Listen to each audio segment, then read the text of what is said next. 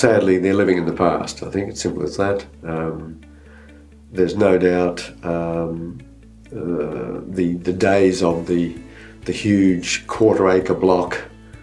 I mean, it's lovely in the past, you know, like to have a nice home, nice big land area, the kids can play and so forth and so on. But we're spreading we're just going out too far. I mean, the spread of Perth now is just crazy in some respects.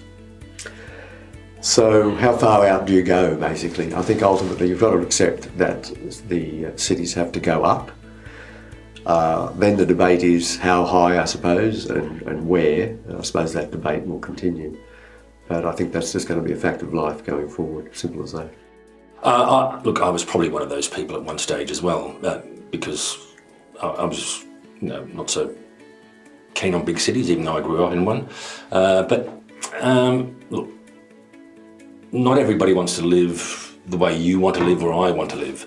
I suppose it comes back to the choice.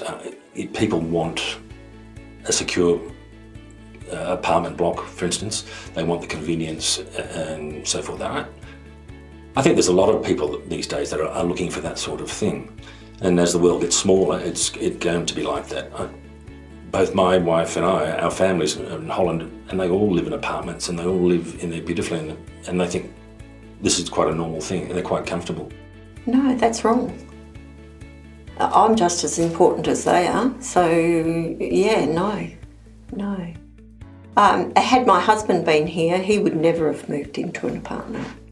But I don't have him to do the outside work, so I've got to do what suits me, so an apartment is the way to go.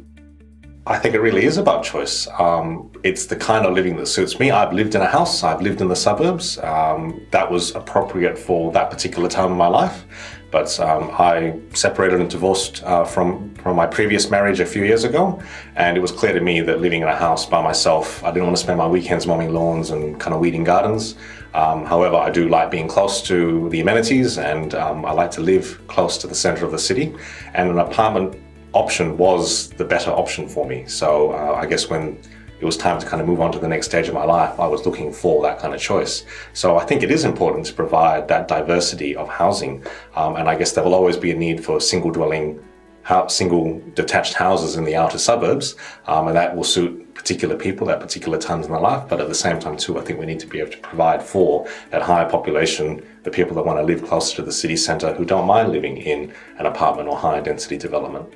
I guess it's a big change, and I can understand if your property is right next to an apartment building. Where I live, I'm in a 5-storey apartment building. The top floor has got a setback, but that wall next to the property is a good 10 to 12 metres high. If that was my house, probably wouldn't want it next to me, I understand. However, we share this planet, and we can't all live in 4x2 homes with a massive yard and a massive front yard. Sometimes, especially in those areas that are close to the city, close to services, close to public transport, we need to be building up, and we need to think about sharing our space a little better. It's the old story, the alien. Do you object to an alien coming to Earth? No. Do you mind that they come to Australia? Certainly not. Western Australia? No, please feel free to come. Perth? Yes, not a problem. Next door? Don't, they better not. So there is an element of that. There is certainly an element of that.